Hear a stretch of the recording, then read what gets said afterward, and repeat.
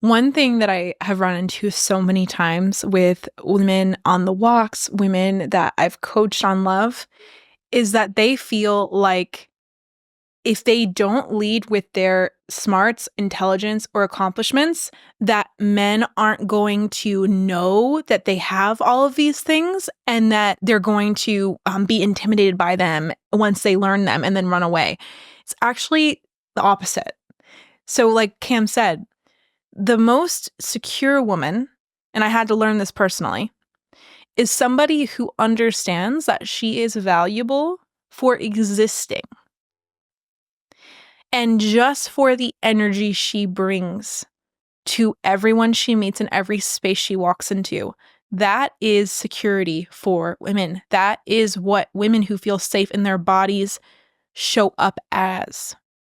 Now, when you have a wound around being seen, around being safe, around being enough, you will lead with all of your accomplishments, like I used to do.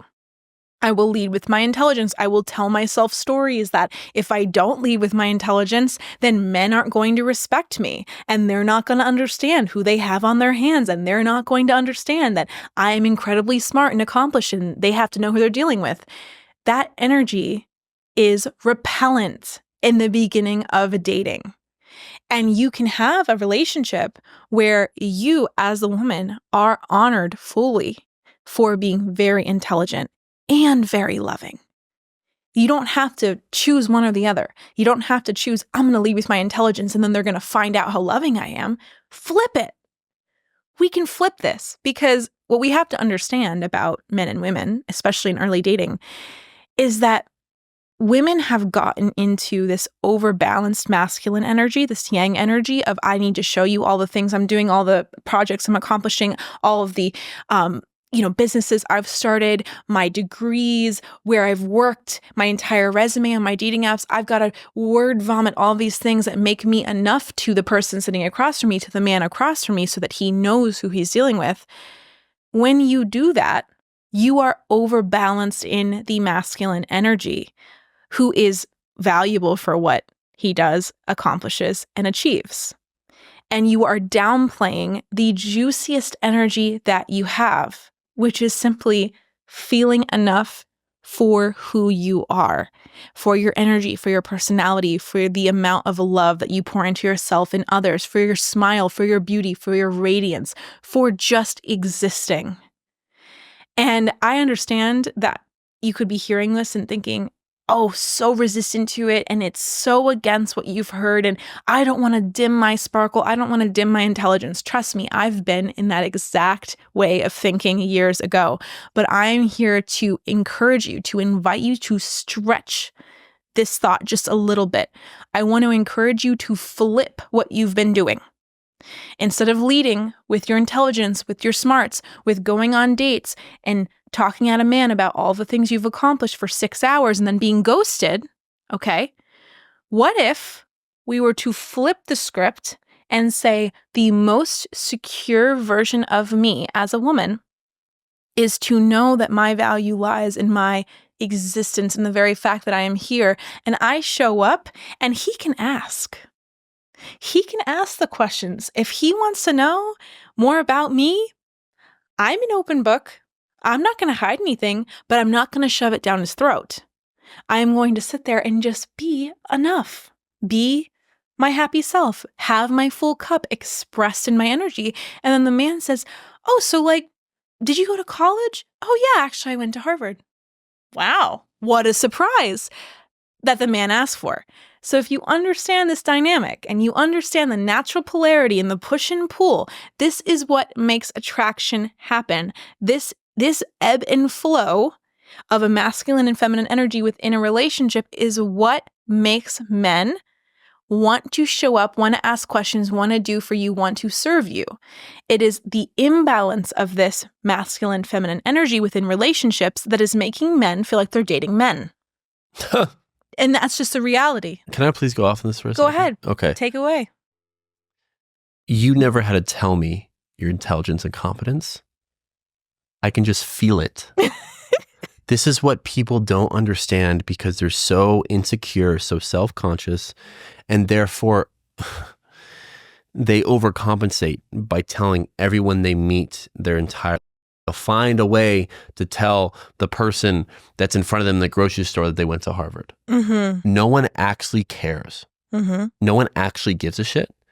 And people believe that they are a byproduct of the school they went to, of the business they started. That is bullshit. That is matrix programming. Your degree, the business you started, is a byproduct of you. And you, your intelligent, kind, competent version of yourself, that is you, will be known and will be felt by everyone in your presence. She can't say a single sentence to me without me understanding she's very intelligent. Of course, it's projected in the words that she says and also the vibe she gives off. And the true test that men can feel very easily, and same as women. Women actually probably better at this. We can feel competence by someone's confidence. And so you think, I went to Harvard, I went this, I went that, but your neediness to insert this and say this immediately, when I had this in the past with dating other women, I'm like, oh, okay, they're deeply insecure. And they got those diplomas, they got those jobs to prove to others that they're finally worthy of love, that they're finally enough. I knew immediately, red flag. I'm like, immediately in their head, it's done. Like, you're not my person, 100%. That's not going to happen. And so the energy behind how you tell these stories says it all. And someone who is a high value man, someone's a high value woman, we can sniff that out immediately, the true intentions behind what you're saying. So all we're saying is that, like, you're good exactly how you are. You showing up to the first date without telling them all the great things you've done, it's okay. The person that is meant to love you forever will love you for how you are. Whether you're just telling the funny story of that thing that happened to you in high school, that make them both laugh, make you both, and he resonates with something, he goes off and tells his high school things. No matter what happened after high school, what college you went to, or what amazing businesses you started, it doesn't matter. It doesn't matter. It's the vibe you're giving off, the person's feeding up on, and that needy energy that I need to prove something to you that I'm worthy. Don't think you can walk out. That is the pussy repellent. That is the boner killer. And so really just, again, the two words we talked about in the beginning of this, when it comes to priming yourself for dating, when it comes to the actual dating app experience, when it comes to the first date, and then the handful of dates that follow, the two things to keep in mind is full authenticity, which means you're not having to prove anything to anyone. It's being yourself in all moments, speaking your truth in all moments. And number two, just have fun. For men, the biggest thing I say is, try to make the girl laugh. Try to make the girl have a fun time. That is all you got to do. That's all you got to do.